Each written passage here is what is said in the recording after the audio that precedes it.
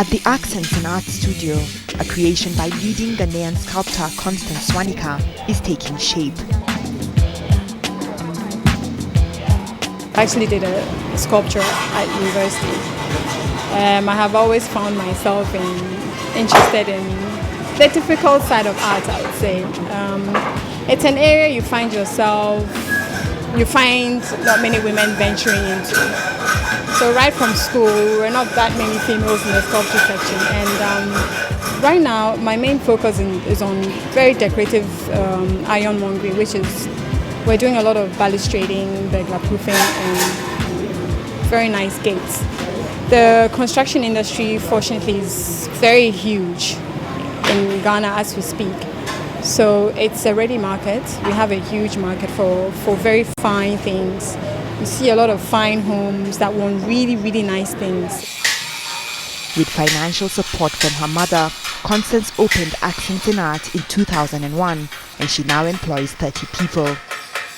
Most workers started out as apprentice welders and slowly learned how to assemble the artworks that Constance designs. My inspirations, everywhere around me. I look at a plant in the garden, the pose of a person, just basically, I'm very much aware of my surroundings.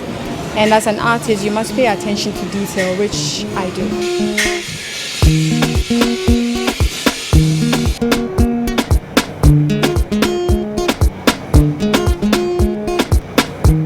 Though her speciality is wrought iron, Constance also works in wood and glass, mixing contemporary and traditional designs.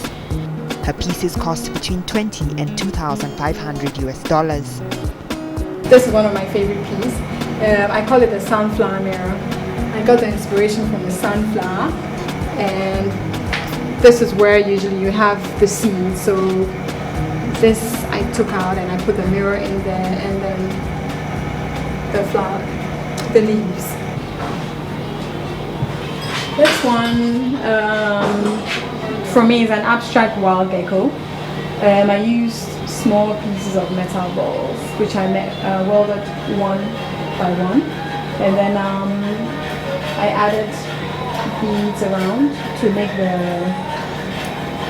the little legs, and I used copper wire just to bring a bit of color on the piece. When business is good, Constance makes about $1,500 US a month. However, she says that selling art in Ghana is not easy. You must realize that as Africans, we haven't reached the level where if a person hasn't built a house or is doing well, would want to buy a piece of art. That's why I have moved into the functional side of art, and I'm doing pieces that people would need. So that is how we have gone on to do well, doing functional art pieces.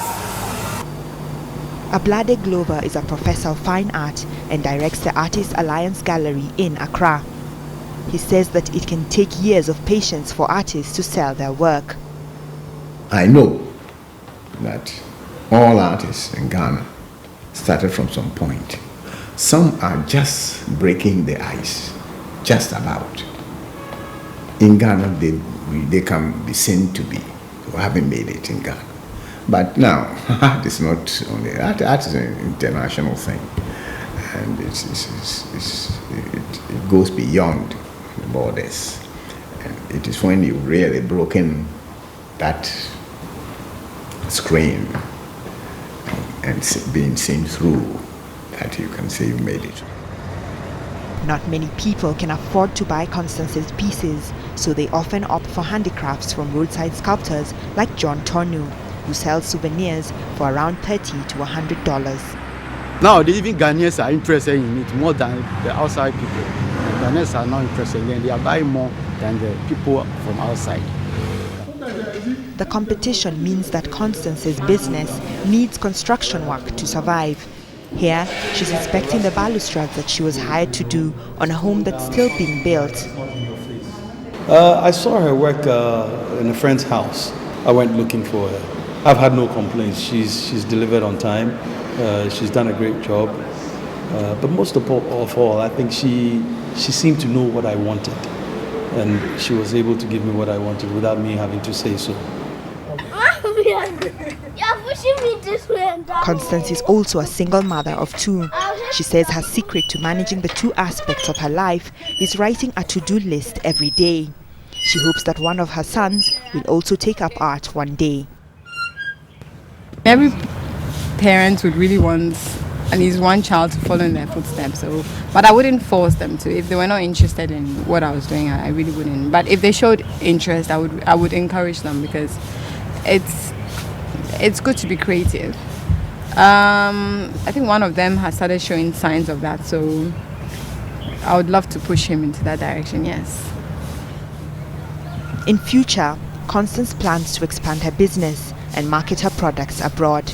In the meantime, she wants more Ghanaians to take notice of the country's artists and promote their work so that they can live off their creativity.